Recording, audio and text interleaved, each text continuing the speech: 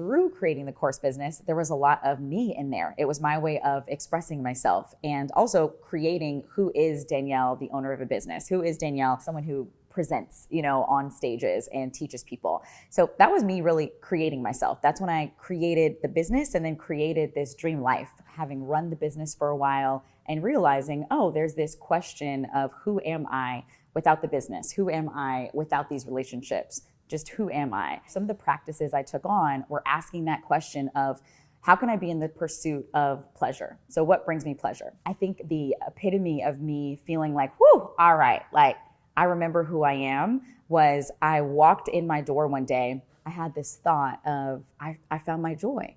It's here, like it's within. So if you're thinking about what phase you're in, whether it's discovering, creating, or remembering who you are, I can share how I knew that it was time for me to shift. Hello and welcome back to Since 3000. I'm Danielle Leslie and we are here to embody our past, present, and future selves now. Today is a really special episode. We are talking about identity and what does that process look like to shift your identity, and when do you know it's time to do that? So I'm going to walk you through how I've done it. Let's get started.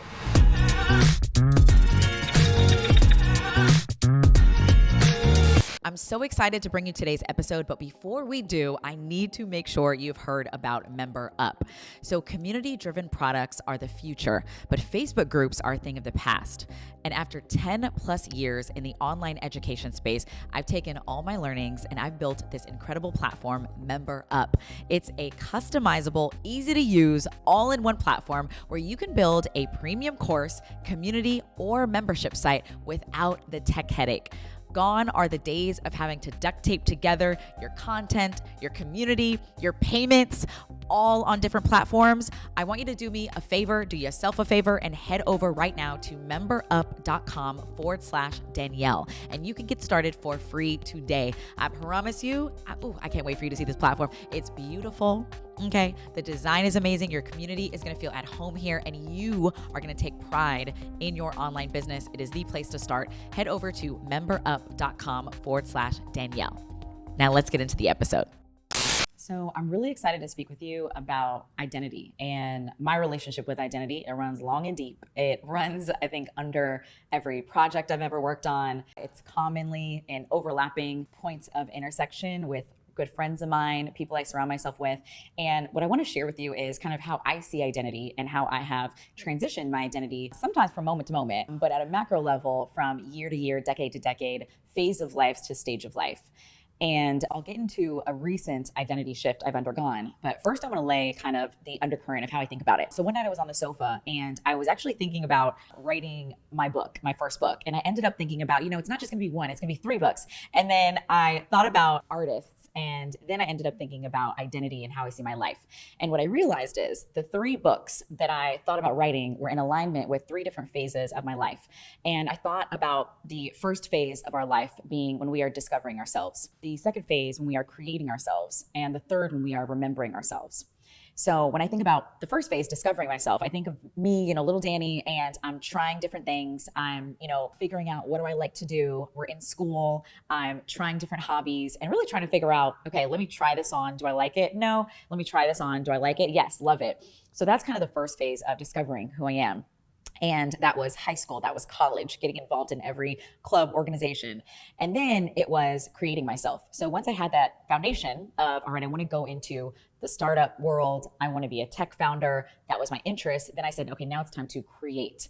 And that was my phase with Course from Scratch, with building this business, getting steeped into the online education industry and creating something for myself, which was the course business. And through creating the course business, there was a lot of me in there. It was my way of expressing myself and also creating who is Danielle, the owner of a business, who is Danielle, someone who presents, on stages and teaches people. So that was me really creating myself. That's when I created the business and then created this dream life, figured out where do I want to live, started working with a stylist, to start trying things on, creating who that new Danielle was. So that was that phase. And I would say that the last couple of years has been me remembering who I am. And I think it probably coincided with, being indoors a lot, having run the business for a while and realizing, oh, there's this question of who am I without the business? Who am I without these relationships? Just who am I? And that was time when I remember Beyonce's The Lion King, The Gift soundtrack album came out. And if you think about the story of The Lion King, it is his journey of, remembering who he is. You have this little boy, little cub, he grows up and he's discovering who he is. He's learning from his father. Mufasa is this like larger than life character. So he's learning right from them. He's learning from his family and everything. And he's inheriting this, this land.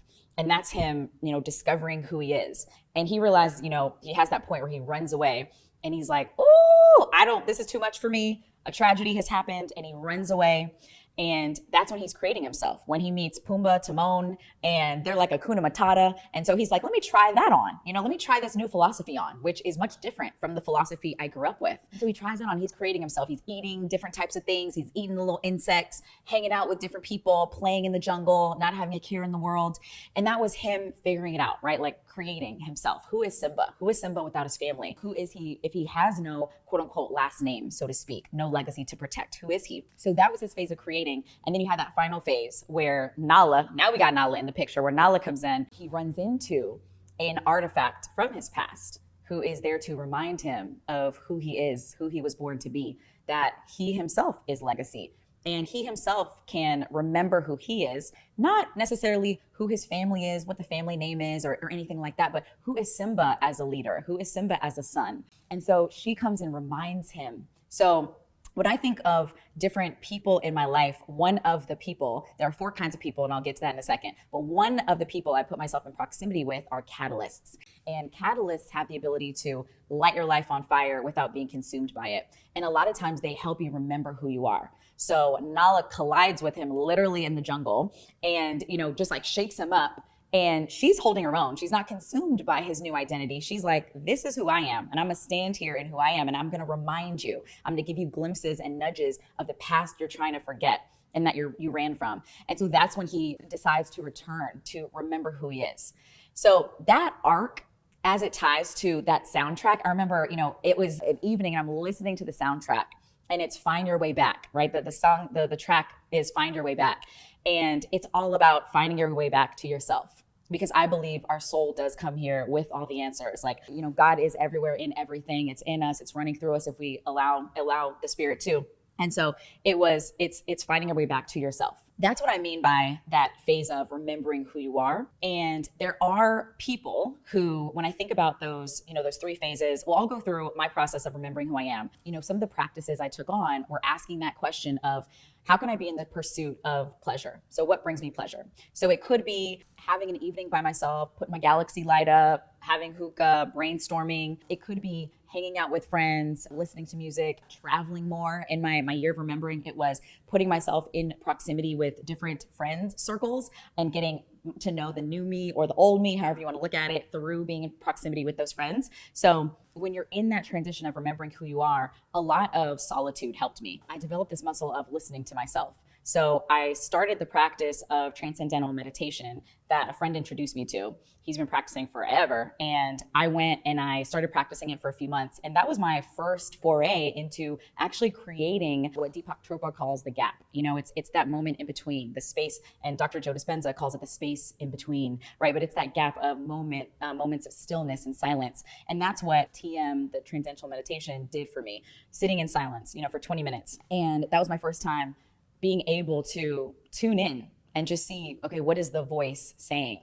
And starting to distinguish my voice from the ego, from the voice of society, from maybe parents, significant others, friends, peers in your space, realizing there's a difference between those voices and just training that muscle of being able to decipher the difference. Now, this is still a practice, y'all. This is a lifelong, attempt to master, but it's like a muscle that I'm trying to grow stronger. But it is that practice of, okay, what is my voice? What is my desire? What brings me pleasure? Because when you reach that point, I think the epitome of me feeling like, whew, all right, like I remember who I am was I walked in my door one day and I remember I had this thought of, I found my joy. It's here, like it's within. And that was my first moment really like having that, like sitting in, oh, I just need to pause and listen, be still, hear the voice, and also like enjoy and be, because the joy is here and it's a way of being and it's a way of doing. So that practice of remembering who I was meant it helped me relinquish the expectations that I had built in that phase of creating, right? When I was creating who I was, it was, all right, Danielle Leslie is a brand. Course from Scratch is a brand. And you know any brand. Brands have guidelines. They got brand colors. They have a vibe. They have the 3 adjectives that describe it. They have a motto. They have an audience, an avatar. And I got really locked into this brand I created. And me shifting into remembering who I was me being like, yo, like, I'm just who I be, like, from moment to moment. Like, there is no brand to protect. There is no, these are the 3 words I need to show up as. So that's been huge for me making that transition into this new phase. Hey, this is Danielle Leslie, and I have a question for you. If you are a creative entrepreneur and your business is unique, why are you working with a generic accountant? One of the best decisions I made was who I would partner with on my taxes and my accounting. So if you're a creative entrepreneur, you are growing your business, you're scaling your business, I want to introduce you to Revel. Revel is a firm that can help you whether you're looking to prepare your taxes or you're looking for that year-round support. They will tell you what's happening in your business and why. So if you're tired of being ignored, talked down to, or feeling like you are chasing around your accountant and needing to drive the relationship yourself, it's time for a change. Head over to revelcpa.com, revelcpa.com. Head on over, fill out their interest form, and make sure you look into working with them. Again, that is revelcpa.com, revelcpa.com. We all deserve the right firm to partner with. It's been proven that procrastination can be one of our biggest enemies to success. Now, contrary to belief, procrastination is not based on a lack of time management or organizational skills. Procrastination is directly linked to our emotions. Now, the reason I know this is because of Patty Johnston. Patty Johnston is incredible. She's a Course from Scratch member, but even more importantly, she's built multiple multi-million-dollar businesses once she learned how to overcome procrastination. So she's created a program where she shares her system on how to overcome procrastination, and it's based on emotional intelligence, neuroscience, and accountability. She's gonna show you step-by-step how to overcome negative feelings so you can start taking action and start seeing a difference from day one. So text this number right now to schedule an appointment with Patty and her team to see if this is right for you and what steps for you to take to overcome your procrastination. 813-789-1097. And again, the number to text right now is 813-789-1097. Let's all overcome procrastination together. Now let's get back to the episode. So in these 3 different phases, I've noticed there are 4 types of people who I continue to put myself in proximity to. And when I find myself off balance, maybe feeling uninspired and not connecting to me, remembering who I am, I look at the folks around me. So one of the people is a builder, and builders are people who help ingrain my good habits. Like, they know what habits that I have exercised in the past that have me show up as my best self, and they're encouragers of that. An example would be like my mom, right? So she's someone who she knows my good habits, and she can nudge me and say, hey, Danny, how about this? I noticed you're a little sad. How about this? Those are the builders. Then you have the prophets, and the prophets are the people who interact with you as if you are already your future self. So this would be like my business manager, who, when we have conversations, it's with let's say my goal, the future me, is to have $100 million net worth or to be a billionaire. Then he would be talking to me and having conversations with Danielle, the billionaire, with Danielle, $100 million net worth, or with Danielle, who is fully awakened, enlightened, and at peace. Whatever that future state is and the highest version of me is, the prophets interact with you as if you're already there. And then the visionaries are those in my life who have done things that I look up to, so they're 10 steps ahead in their journey. So this might be someone who is maybe more spiritually experienced and advanced. And in my case, I had a lot of business mentors who were ahead of me in terms of, when I had certain revenue metrics. They had already done it. They were already living in the penthouse in Midtown Manhattan. Those would be the visionaries. And they let me know what's coming. They've already seen the future, and they're just telling me what they've seen, so I can collapse time and get there quicker. And then the last one are the catalysts. And these are the people who, they light your life on fire without being consumed by it. So in my case, it would be girlfriends who would take me out and we would go dancing. And as opposed to me being shy and I would be motivated and inspired to like wear my just biggest, fullest, fully expressed outfit outfit, put the gems on my eyes, go and dance until 2 a.m., 4 a.m. actually, and just have like a blast and feel fully self-expressed. Or go to the Lizzo concert and dress up in matching animal print and be singing at the top of our lungs. Those are the catalysts, and they help me get in motion and remember who I am. For you, it's a great time to ask yourself, do you identify with any of those avatars? Do you have those kind of people you're surrounded by? So I want to share a story with you because I think it really speaks to a practice I try to exercise as much as possible of taking on another identity when I have a new opportunity and I'm finding myself hitting a wall when it's time to like think that bigger big and I can't quite do it. So we hosted a CEO retreat for our Course from Scratch members right here in this living room about a month ago. And we were on the couches doing an exercise of creating your offer. So they were thinking about, okay, what is my online course offer? What's the pricing? What are the features? What are the benefits for the customers? So they're working hard. And I saw it getting real serious in here. And the air was just getting real solemn. And I was like, dang, they look real serious. And I knew that the next exercise, I needed them to expand what they thought was possible. So I was like, all right, this is what we're about to do. We're going to show them how to change identities. So I grabbed our head coach. I brought her upstairs and she was like, am I in trouble? I was like, no. I need you to be Lil' Kim with me. So I'm like, put on this blue wig. I'm going to put on this blue wig. She was like, wait a minute. First of all, why do you have two blue wigs? I was like, that's a story for another day. Don't worry about it. Put the blue wig on. She put on my blue fur coat, my little faux fur coat. And then I put on like a clear raincoat jacket. We turned on Crush on You. Dun, dun, dun, dun, dun, dun, dun, dun. We were there at the top of the stairs and we were like, yo, what's up, y'all? And then we busted down the staircase and we're just dancing, coming in the room, performing. I know you see me on the radio. True. Like just singing and performing like we're Lil' Kim. Everybody stands up. They're recording with their phones. They're like, what is happening? They didn't know what was happening. I didn't either. I was in the moment. I didn't know what was happening. And so at the end of that, I said, all right, y'all. What I just did is I came in here because it's time. Lil' Kim is here because it's time for us to dream up our $100,000 offer. Like we about to create a 6-figure offer. And I know that some of us think that this body we're in right now, this identity we're in, the accomplishments we've had, this person, this version of us, we can't think past the 5-figure offer, let alone 6 figures. So I invited them to identify a new identity. They could pick any identity that would help them think that bigger big. So I asked each person, I said, who's an identity you want to embody? The first woman said, all right, Beyonce. So I'm Beyonce because Beyonce, she would have it would be $100K to spend probably 60 seconds with her, right? So she's like, oh, we about to dream up this 6-figure offer. And that's what she did. And so she was like, brrr, and she's like, it would have this is the result they would have. And I was like, wow, look at how seamless that was. It spilled out of her mouth as she embodied this other identity. So that's a practice I lean on time and time again, where I find myself feeling like, I think there's a higher version of this that I'm not quite able to tap into. This ceiling I'm hitting is what I think this version of me is limited to. Let me just step on into a different identity real quick and be in a bigger space where there is no ceiling. And maybe it starts with a slightly higher ceiling, but ideally there is none, and we can really dream that bigger big. So that's been a practice that's been so helpful for me, and why I believed identity really helps us think bigger, expand. What I would hope for you to take away is for you to think about, what phase are you in right now in your life? Are you discovering who you are? Are you creating who you are? Are you remembering who you are? And how does that space feel for you? Because all three are beautiful spaces where you can feel amazing in them. Or are you feeling some resistance and thinking, I think I've stayed my time here and it's time to transition into that next phase?